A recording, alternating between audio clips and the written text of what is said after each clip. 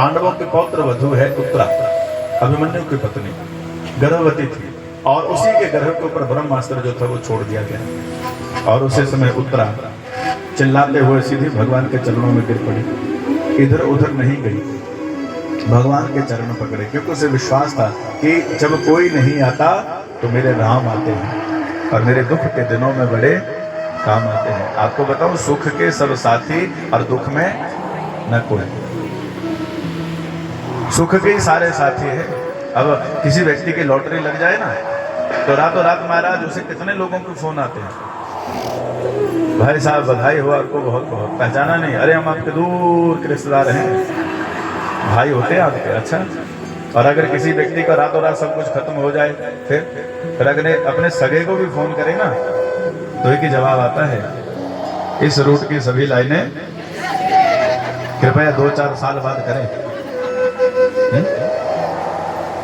तो भैया अपने भी पराये हो जाते हैं दुख की घड़ी में और पराये भी अपने हो जाते हैं सुख की घड़ी में। सुख के सब साथी दुख में न कोई। तो महाराज यहाँ पर अश्वत्थामा ने ब्रह्मास्त्र छोड़ा, उत्तरा भगवान के चरणों में गिर पड़ी।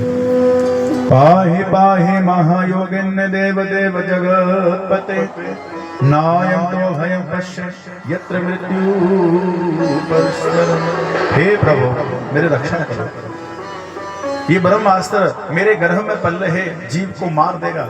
और भगवान ने भी आओ देखा न ताओ देखा और सीधे उत्तरा के गर्भ में प्रवेश कर गया। अब बताओ क्या जरूरत थी भगवान को गर्भ में जाने की? पर भगवान ये बताना चाहते हैं कि अपने भक्त को बचाने के लिए मैं नरक में भी चला जाता हूँ। बोलो बांके की गर्भवासम दुखो भूतो न भविष्यति। जितना जीव माँ के गर्भ में दुखी होता है उतना दुख उसको जीवन में कभी कहीं नहीं मिलता। माँ के गर्भ को नरक माना गया, इसलिए तो कहा है पुनरपि जन्म पुनरपि मरणम पुनरपि जन्मी जठरे शयनम। सबसे ज्यादा दुख व्यक्ति को माँ के गर्भ में होता है। अब माँ के गर्भ में कैसे दुख होता है आप जरा सोचिए। 9 महीने तक वो जीव माँ के पेट में उल्टा लटका होता है, और आप 15 मिनट में किसी को उल्टा लटका दो क्या हालत होगी उसकी। 9 महीने तक वो उल्टा लटका होता है और माँ के छोटे से पेट पर वो आंतड़ियों के बीच में फंसा रहता है, हिल भी नहीं सकता, मलमूत्र के बीच में पड़ा हुआ है।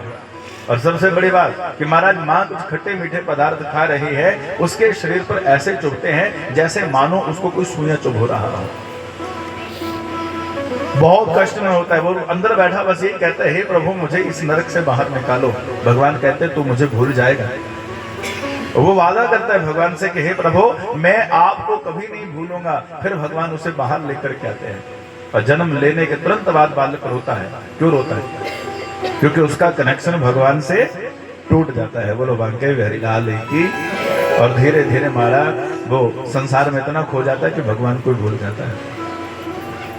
आज भगवान उत्तरा के गर्भ में गए और उस बालक की रक्षा करी, बाहर आकर के खड़े हो गए और ऐसे भगवान बाहर खड़े हुए कि मानो मैंने कुछ किया ही नहीं। पर भैया कुंती भगवान के चरणों में गिर पड़ी और कुंती ने भगवान की स्तुति की है। कृष्णाय वासुदेवाय देवकी नंदनाय नंद गोकुमाराय गोविंदाय नमो नमः। नमः पंकजनाभाय नमः पंकजमालिने नमः पंकजनेत्राय नमस्ते पंकजांगधरे। हे प्रभु मैं आपके चरणों में बार बार प्रणाम कर रही हूँ। आप परम ब्रह्मा परम पिता परमात्मा हो। भगवान ने कहा बुआ मैं तेरा भतीजा हूँ। ये तो भगवान भगवान कह के क्यों बोल रही है मुझे? कुंती कहने लगे प्रभु आज मुझे बुआ मत बोलना।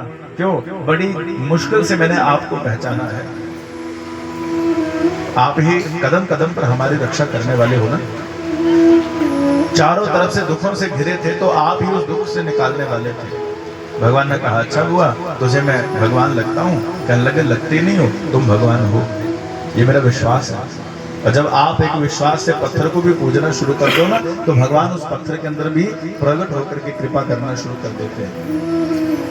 अब देखो माँ चंडी रूप में यहाँ पर विराजमान है, पर मूर्ति कैसी है? पत्थर की है ना। अब पत्थर की मूर्ति है और आपने इसी पत्थर को पूजना शुरू कर दिया और यही पत्थर आप सभी के ऊपर कृपा कर रहा है।